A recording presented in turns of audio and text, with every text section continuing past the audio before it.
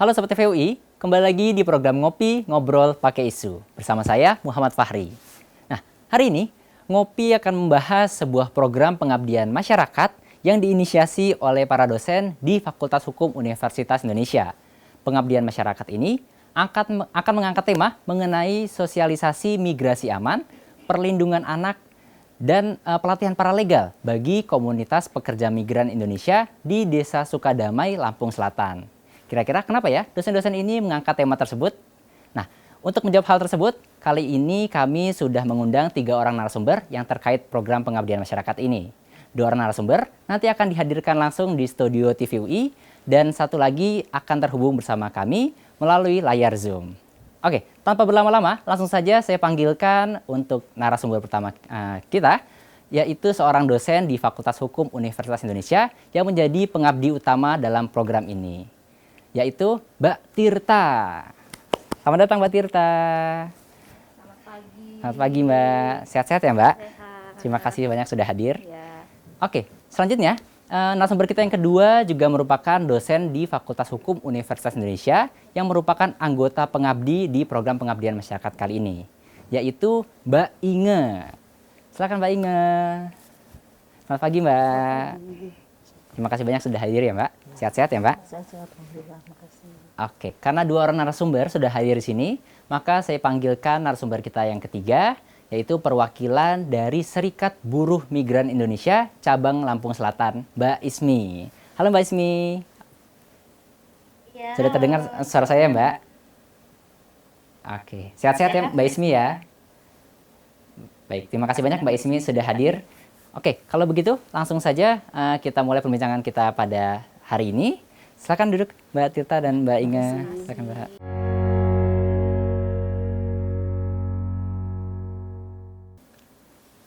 Oke, baik. Sekarang saya akan mulai dari Mbak Tirta dulu nih Mbak, sebagai pengabdi utama.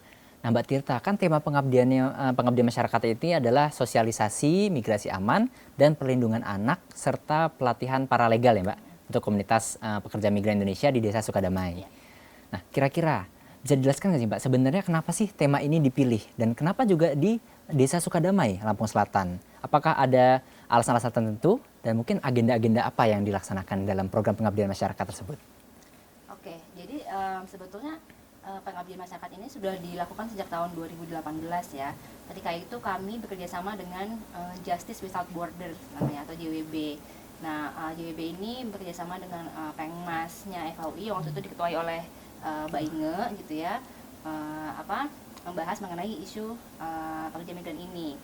Nah, kenapa kami tertarik? Karena memang pekerja migran ini permasalahannya sangat banyak sekali ya, dari mulai overcharging bahasanya gitu ya, diberikan fee yang sangat mahal gitu ya sebelum berangkat gitu, kemudian permasalahan ketika bekerja juga kan tidak sesuai kontraknya misalnya, termasuk juga nanti akan dijelaskan oleh Mbak Inge misalnya ya mengenai posisi rentannya perempuan ya, yang sebagian besar adalah pekerja migran kita sebagian besar perempuan yang mengalami kekerasan seksual ya. Kan sering dengar dong ya, perkosaan tuh banyak banget terjadi ya. Iya benar. Terutama di negara-negara Arab Saudi gitu. Nah, oleh karena itu kami tertarik tuh untuk membuat pendampingan gitu ya kepada masyarakat bekerjasama dengan JWB tadi, juga dengan Serikat Buruh Migran Indonesia yang kebetulan di Lampung Selatan waktu itu. Gitu. Nah, 2018-2019 itu kami di Desa Purwosari namanya. Waktu itu tim kami besar ya, selain timnya Mbak Inge di Pengmas, kami juga mengajak mahasiswa klinik hukum untuk ke sana bersama kami. Jadi kan sekaligus melatih mereka untuk memberikan sosialisasi ya berhadapan dengan masyarakat. Tim JWB, SBMI gitu ya, nah memberikan tadi itu sosialisasi mengenai cara-caranya misalnya gitu ya. Kemudian apa yang sebetulnya tidak boleh berdasarkan undang-undang. Nah, tapi kan di masyarakat itu mereka melakukannya itu berdasarkan kebiasaan yang berlaku selama ini kan, dengan sponsor misalnya, dengan calo ya bahasa ininya. Nah, itulah cara mereka tahu, padahal itu mengakibatkan berbagai macam permasalahan ketika mereka pergi. Nah, kami hadir untuk memberi pengetahuan, ini loh yang sesuai aturan tuh seperti ini, yang lebih tepat tuh seperti ini. Nah, 2020 vakum karena pandemi kan.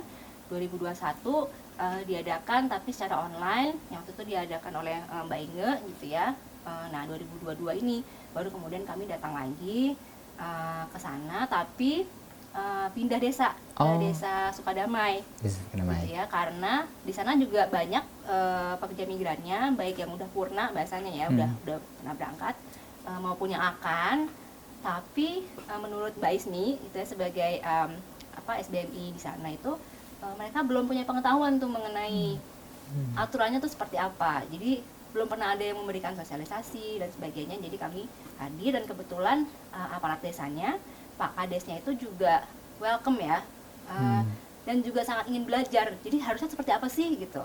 Nah jadi berdasarkan itu ya sudah kami putuskan untuk melanjutkan lagi apa yang yang sempat tertunda tadi itu karena pandemi, kita coba ke desa Sukadamai. Nah apa yang kami lakukan, tentunya ya karena mereka belum punya pengetahuan, jadi kami berikan tuh peraturannya ya, Undang-Undang Perlindungan Pekerja Migran dan Keluarganya, Undang-Undang Nomor 18 Tahun 2017. Nah kemudian juga garis-garis besarnya, kalian tuh kan undang-undangnya itu banyak ya. Jadi intinya migrasi yang aman tuh apa sih yang harus dilakukan, poin-poin besarnya. Nah kemudian kami juga merasa isu anak itu juga besar, karena kan ketika orang tuanya bekerja sebagai pekerja migran, anak terus gimana gitu. Nah kami juga merasa itu penting, jadi kami berikan juga ya sosialisasi mengenai hak-hak dan perlindungan anak di Pengmas kali ini. Oke.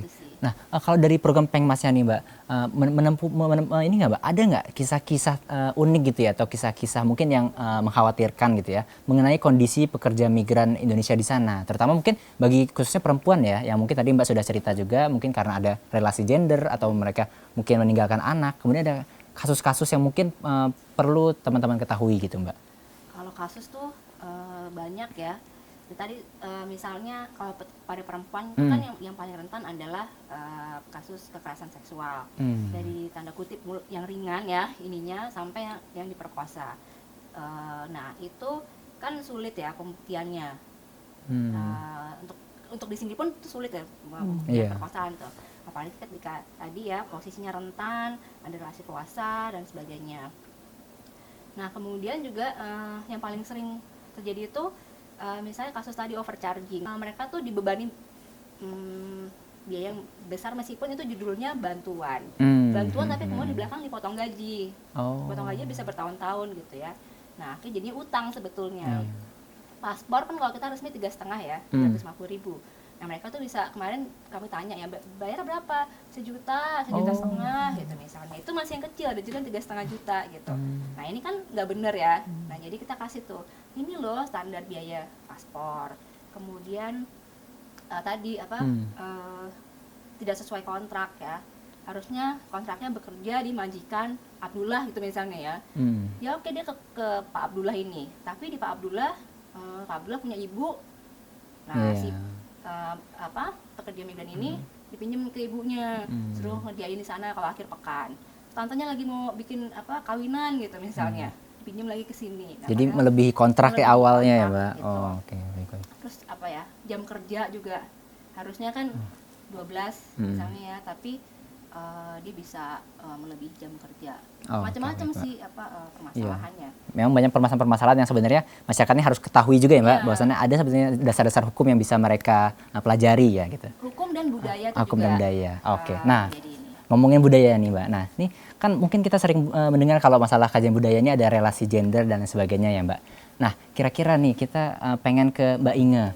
Nah, kalau Mbak Inge ini kan banyak menyorot soal gender ya Mbak, kasus gender. Nah, bagaimana Mbak hubungannya antara kasus gender ini dalam konteks pekerja migran gitu ya, dan kemudian khususnya perempuan juga sih yang memiliki resiko rentan dalam kekerasan, pemerkosaan dan lain kasus-kasus lainnya banyak ya Mbak yang buat kita miris ya. Nah ini sebenarnya bisa dijelaskan nggak Mbak, bagaimana gambaran situasinya terhadap pekerja migran terutama di lokasi Pengmas yang Mbak jalankan ini Mbak? Ya, baik terima kasih. Jadi kalau saya coba jelaskan ya secara garis besar sebetulnya begini, yang mengalami kerentanan itu bukan hanya perempuan kalau dalam konteks pekerja migran, terutama dalam apalagi kalau dia bekerja di dalam sektor domestik. Karena memang ketika seseorang itu masuk ke dalam atau diserap ke dalam sektor kerja domestik, maka kemudian nilai-nilai dari masyarakat itu atau cara pandang masyarakat melihatnya bahwa oke, Anda bekerja di dalam sektor domestik itu berarti Anda bekerja di dalam keluarga. Nah, sehingga kemudian memang ketika Anda masuk di dalam keluarga, Anda diperlakukan mungkin sebagai bagian dari keluarga. Dengan demikian, apa yang kemudian diperjanjikan dalam kontrak, kalau ada kontraknya, itu dianggap tidak berlaku gitu ya, nggak masuk di dalam aturan kerja gitu. Sehingga kemudian dapat saja terjadi bahwa Anda akan melakukan pekerjaan-pekerjaan yang dianggap itu merupakan kewajiban, padahal sebetulnya itu di luar kontrak. Nah, itu kalau ada kontraknya, kalau tidak ada kan lebih parah lagi ya, itu. Nah, tetapi kemudian kerentanan ini menjadi semakin kompleks ketika dalam konteks pekerja migran perempuan terutama, lebih karena selain karena mereka masuk ke dalam sektor domestik yang seringkali tidak terpetakan beban kerjanya, tetapi juga karena persoalan relasi kuasa. Jadi ketika mereka pergi ke negara asing gitu ya, masuk di dalam satu keluarga, mereka kemudian dianggap sebagai bagian properti dari keluarga tersebut, seringkali kemudian mereka jadi posisi tawarnya juga jadi lebih lemah. Nah, ketika terjadi kekerasan seksual pada diri mereka, ini intensitas kerumitan problemnya semakin kalau kita boleh bilang ini kayak benang kusut ya. Karena mereka juga nanti tidak akan bisa melapor atau kemungkinan mereka sulit untuk melapor. Pertama, karena persoalan bahasa, kan belum tentu mereka menguasai bahasa setempat, dan yang kedua adalah persoalan hukum. Belum tentu mereka mengerti prosedur hukum setempat. Kira-kira gambarannya begitu sih, Mas. Terima kasih. Kalau mengenai kasus-kasus tersebut ya Mbak, kira-kira advokasinya bagaimana Mbak, yang sebenarnya harus teman-teman mungkin calon pekerja migran itu ketahui? Iya. Betul. Nah, jadi sebetulnya yang kami coba untuk bantu untuk teman-teman pekerja migran ini adalah paling tidak mereka memiliki pengetahuan awal pertama soal hak mereka, bahwa apa yang merupakan kewajiban dan apa yang bukan. Jadi jangan sampai terus kemudian mereka merasa bahwa oh, saya kan sudah menerima, terutama itu pekerja perempuan ya, ketika mereka direkrut itu kan biasanya mereka kemudian diberikan sejumlah uang nih gitu ya di awal. Nah, mereka seringkali merasa bahwa itu sebagai hutang gitu. Dan itu justru memang ditekankan oleh pihak agen rekrutmennya gitu ya, bahwa kamu sudah terima uang loh, kamu harus mau melakukan apapun yang disuruh kepadamu. Jadi kalau kamu melanggar, kamu harus bayar hutang itu. Nah, jadi kami berusaha juga untuk memberikan pembekalan bahwa ada yang memang merupakan kewajiban mereka terkait dengan kontrak, ada yang itu di luar kewajiban mereka, sehingga kemudian jadi mereka punya power untuk bilang tidak gitu.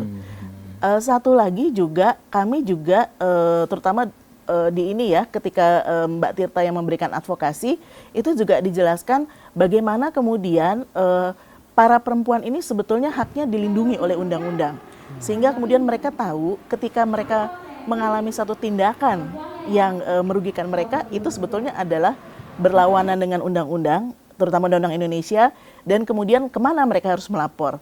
Nah, tetapi kemudian problemnya adalah ketika mereka sudah berada di penempatan, di negara tempat penempatan, ini adakah kerjasama nih antara Indonesia dengan negara tersebut, sehingga kemudian kalau mereka mengalami hal yang merugikan, mereka kemudian bisa melapor dan dibantu oleh kedutaan setempat. Nah, itu yang menjadi tantangan juga untuk kami. Terima kasih. Oke, baik. Memang berarti kesadaran dan pemahaman dari diri masing-masing calon pekerja migran juga penting juga ya Mbak. Betul banget. Makanya ini yang dijalankan program pengabdian masyarakat ini. Betul banget. Oke, kita bicara tentang pengabdian masyarakat dan ada advokasinya nih bagi pekerja migran. Mungkin kita langsung saja nih ke Mbak Ismi. Halo Mbak Ismi, sudah terhubung bersama kami Mbak? Oke, sudah terdengar ya Mbak suaranya ya? Nah, Mbak Ismi kan perwakilan dari Serikat Buruh Migran Indonesia Cabang Lampung Selatan. Nah, di daerah Mbak sendiri nih Mbak, yang mungkin Mbak paham betul nih, kira-kira bagaimana sih Mbak sebenarnya kondisi yang dialami para buruh migran Indonesia tersebut? Dan kemudian ada nggak sih sebetulnya pembekalan-pembekalan yang disampaikan kepada para calon pekerja migran tersebut? Permasalahan PMI, kalau kita bilangnya PMI kan saat ini, permasalahan PMI itu sebenarnya mereka mengalami permasalahan bukan hanya ketika di negara penempatan, tapi juga komplit banget ketika sebelum pemberangkatan di penampungan, di penempatan, bahkan pemulangan mereka semua mengalami permasalahan sebenarnya. Baik dari ketika mereka mendaftar, mereka hanya tahu kalau calolah yang hanya bisa membantu mereka. Mereka tidak tahu informasi lain selain lewat calo. Itu yang pertama.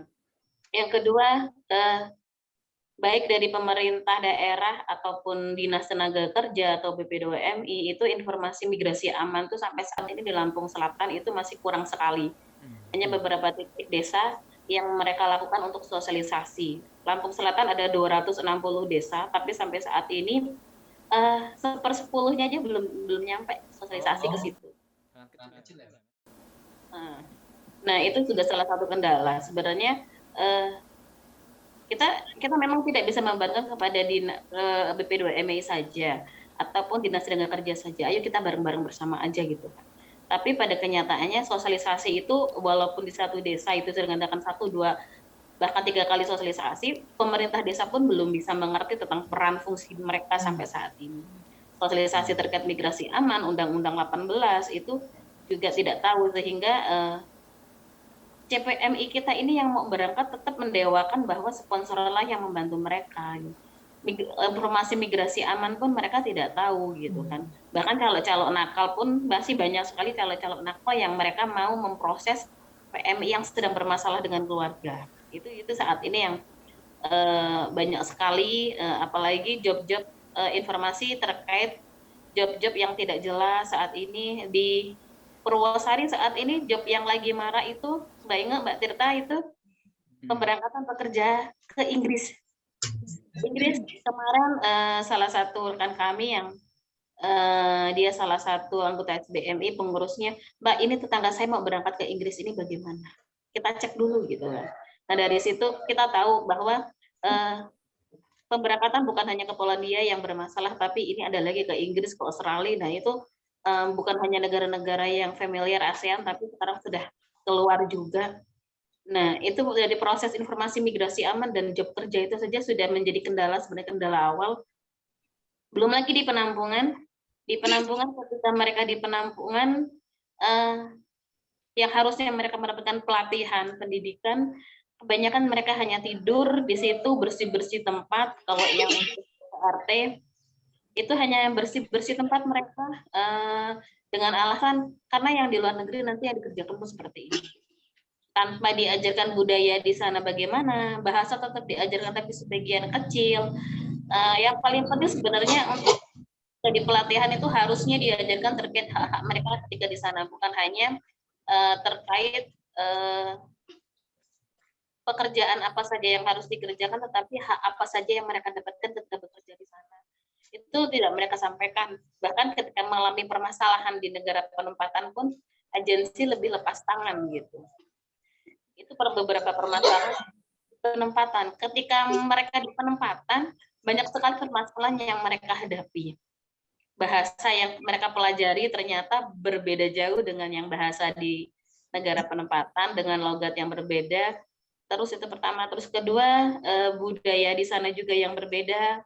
Karena Indonesia dengan negara penempatan pasti tiap budaya mereka berbeda-beda.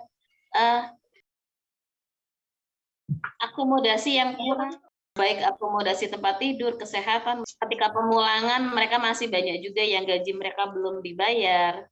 Terus ada juga yang mereka ketika pulang yang harusnya tanggung jawab pembelian tiket itu sudah dimajikan, tapi mereka dari pendaftaran sampai pemulangan pun mereka komplit banget mendapatkan permasalahan. Bahkan ketika mereka berada di medical center pun saat ini belum berani banyak yang buka terkait di medical center, lebih ke pelecehan seksual kalau saya melihatnya di medical center itu. Cuma sampai saat ini belum ada yang berani membuka ini bersama-sama. Itu sih Mas kalau proses permasalahan kawan-kawan. Yang pasti adalah sosialisasi terkait migrasi aman itu yang sangat penting sekali kita lakukan. Yang harus kita lakukan, bukan nggak bosan hanya sekali di tempat itu, tapi kita harus berkali-kali, karena di kantong-kantong PMI itu kita mencoba menyampaikan bagaimana cara bermigrasi yang aman. Itu sangat penting sekali, dan hak-hak mereka ketika mereka berada di negara penempatan. Oke, baik Mbak Ismi. Nah, tadi kan Mbak juga sempat menyampaikan ya Mbak, masalah, agen dari pekerja migrannya ini. Nah, kira-kira bagaimana sih Mbak, cara mengatasi dari sponsor nakal ya, dan dalam tanda petik ya, sponsor nakal yang mungkin memberangkatkan pekerja secara ilegal, yang kita dengar mungkin masih banyak kasusnya di daerah. Dan ada nggak sih Mbak, peran dari pemerintah desa dalam mengatasi hal tersebut? Sebenarnya desa itu sangat berperan sekali ketika desa itu sudah mengetahui peran dan fungsi mereka.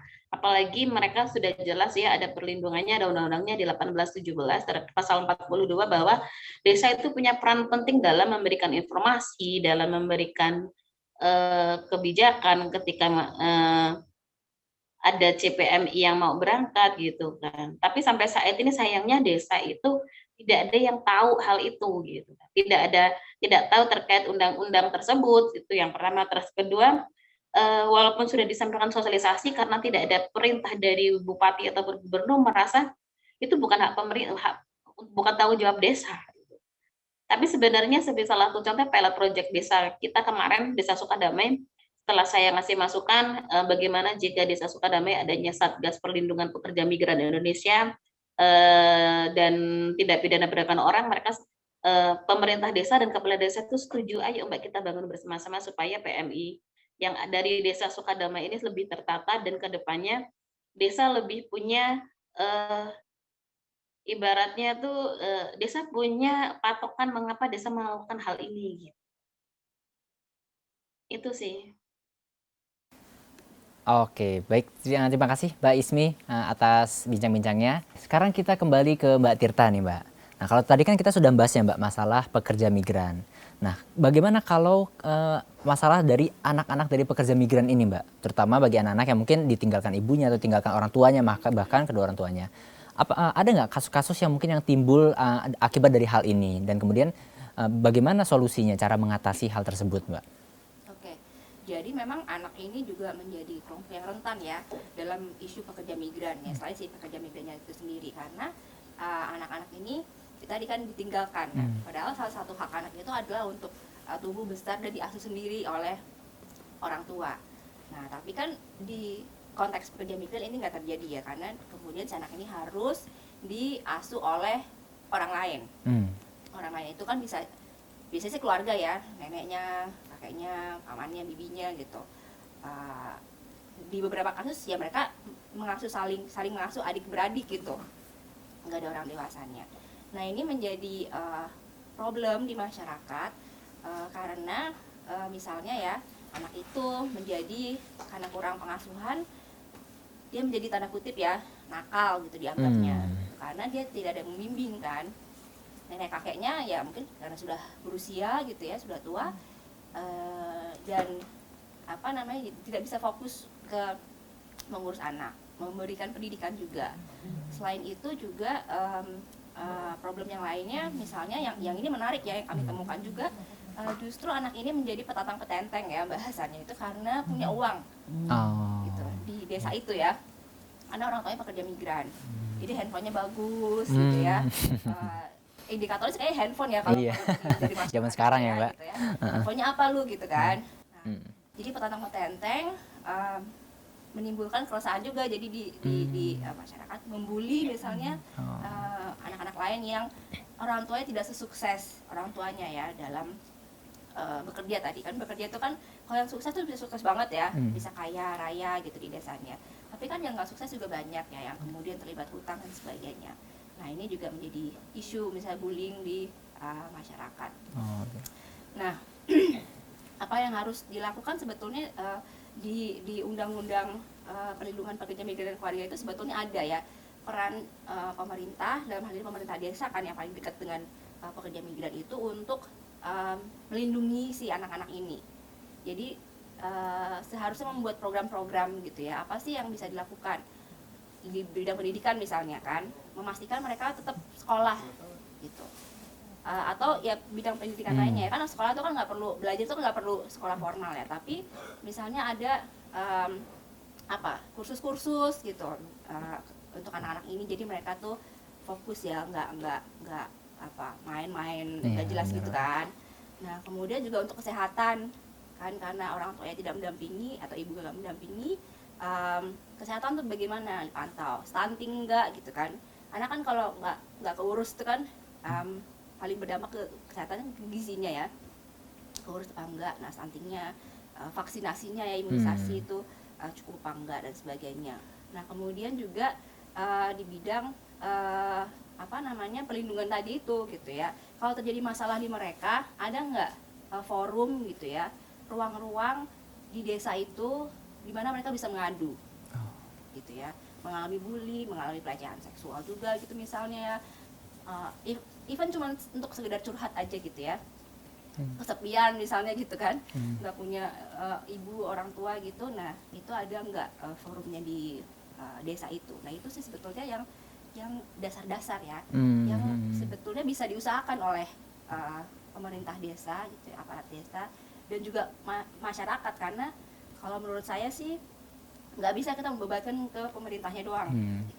Nah, tapi kalau itu adalah desa pekerja migran gitu, artinya kan ya udah satu sama lain tahu ya, oh kamu berangkat ya udah bisa saling tanda kutip menitipkan gitu ya, saling mengawasi supaya anak-anak ini bisa tetap mendapatkan hak-haknya untuk tumbuh berkembang gitu ya, ketika ditinggalkan oleh orang tuanya. Termasuk juga ketika ini juga isu yang cukup banyak terjadi gitu ya di masyarakat pekerja migran adalah ketika salah satunya pergi, satu lagi bisa menikah lagi kan. Gitu. Jadi ibunya pergi, bapaknya nikah lagi. Nah justru ini yang menimbulkan masalah tuh karena menikah laginya orang tuanya ini gitu, bukan karena ditinggal perginya. Nah ini kan juga gimana caranya supaya bisa diatasi lah bersama-sama di desa tersebut. Iya benar. Gitu. Wah nggak kebayang juga ya Mbak, bahkan dari kondisi pekerja migran yang mungkin kurang terkoordinir jadi menimbulkan konflik sosial dan lain sebagainya. Mungkin berarti masih banyak PR-PR yang harus dikerjakan juga ya Mbak, dari segi hukum maupun sosialnya ya.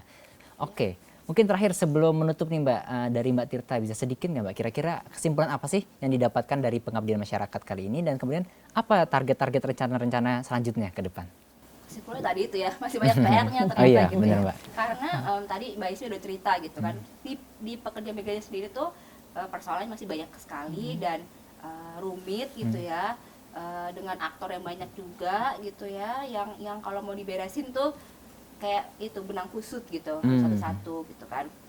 Akan tetapi peran Mbak Ismi gitu ya misalnya itu masih sangat diperlukan sekali gitu ya, harus ada orang yang vokal banget gitu ya di masyarakat gitu yang mengatakan bahwa ini nggak bener loh gitu, ini tuh bisa menimbulkan masalah-masalah selanjutnya gitu ya kalau di pekerja migrannya.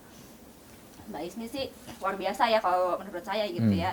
Jadi meskipun kalau dengar ceritanya tuh aku dimarahin sama si ini, nggak disukain sama si ini gitu, tapi tetap konsisten dalam usaha-usaha untuk memberikan pendampingan kepada mereka.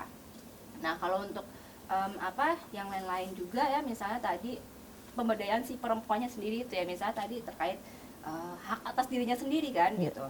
Jadi ketika dia pergi, dia punya kuasa atas badannya dia gitu ya. Jadi nggak boleh terjadi pelecehan seksual, kekerasan seksual. Nah itu seringkali mereka belum mungkin sadar, tapi tadi kan ada relasi kuasa, jadi nggak berani melawan gitu misalnya, karena posisinya mereka yang lebih subordinat, lebih rentan dan sebagainya. Nah juga di isu anak tadi ya, ternyata ini juga masalah gitu. Pergi aja orang tuanya, tapi kan anak ini katanya kan masa depan bangsa terlantar ya, jadi gitu. ya Mbak. Gitu. Iya. Nanti bisa menjadi suatu lingkaran setan gitu kan, kalau ibu bapaknya pergi, anaknya nggak keurus, nah dia nanti kan juga kemudian akan bermasalah, menimbulkan masalah lain gitu kan.